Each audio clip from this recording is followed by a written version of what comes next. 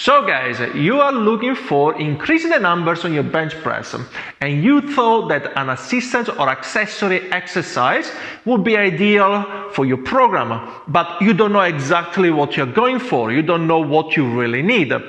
On the next part of the video, I'm going to show you 10 assistance exercises that will help you to bump up your numbers on the bench press.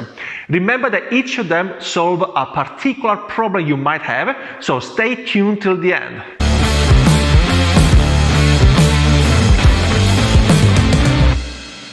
So you already bench press, but something doesn't feel quite right. Sometimes you feel all over the place, your shoulder might hurt, or your elbows are not in the right position, and as a result of that, the weight is not going up.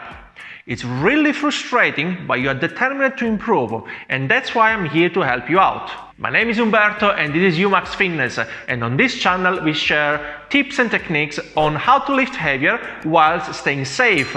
If that's something you are interested in, consider subscribing then. Now the bench press variations.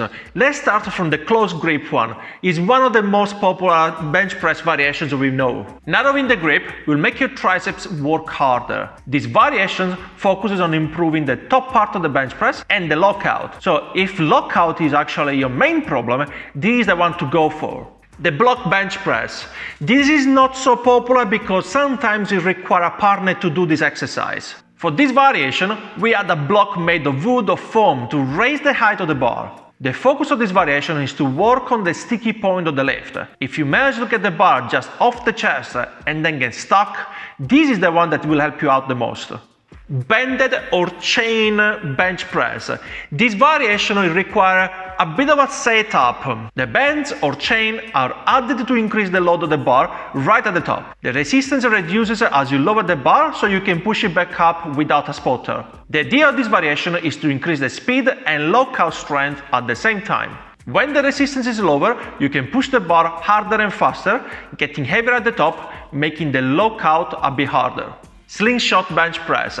This is one of the most popular variations thanks to Mark Bell and the Slingshot brand and products. This variation is focused on overload, and as an overload we mean we use a weight much heavier than usual, out of our league. It is very challenging to work with weights close to your 1 rep max. With this option you can also exceed that. As you lower the weight, the Slingshot provides a load of resistance, taking away most of the pressure from the bar. The pressure comes back once you move the barbell back up. The Slingshot variation helps you to build greater shoulder stability and improves lockout. Post bench press. This is a variation that is used the most by powerlifting athletes. Posing at the bottom of the bench press is significantly more difficult, and that's why most powerlifting federations use this variation. When you lift from a dead stop, you take away most of the momentum and it reduces the bar speed to focus on strength only. If you feel like you are bouncing your barbell off the chest, or if you wish to take part of some powerlifting competitions, practice variation a lot. The dumbbell bench press. This is one of the most popular variations thanks to the availability of dumbbells in many commercial gyms nowadays. They are also very versatile because you can change elbow angles or weights at any point of your training session. They are also very unstable as the barbell stability is being taken away. If you suffer from shoulder pain, this might relieve the discomfort and help you with the healing process. Tempo bench press. This will take some time.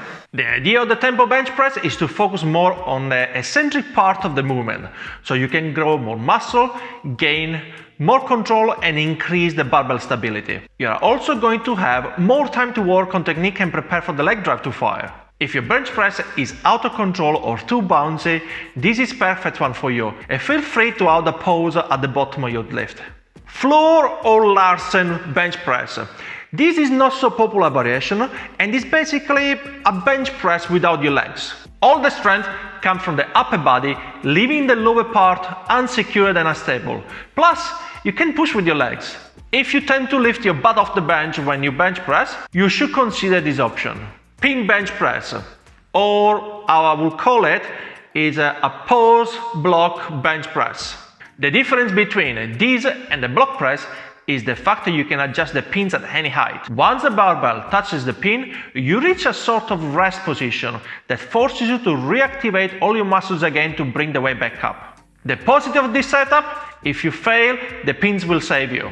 Use this option if you want to go really specific on what you need to work on your bench press. And the last one, the Spoto Press. This is essentially a standard bench press, but it requires you to pose with the bar about an inch or so above your chest.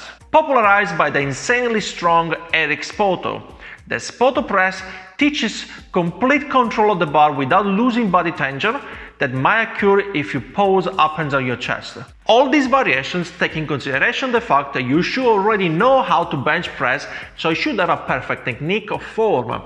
But if there is something that is still not quite right or you're not sure about, I got you covered. We have here a big playlist with bench press assistance or tips or techniques, videos that you can go and have a look at once you finish with this one. Don't forget to like and comment on the video, and if you haven't done it yet, don't forget to subscribe to the channel, and I will see you to the next one. Till then, keep crushing those weights and goodbye!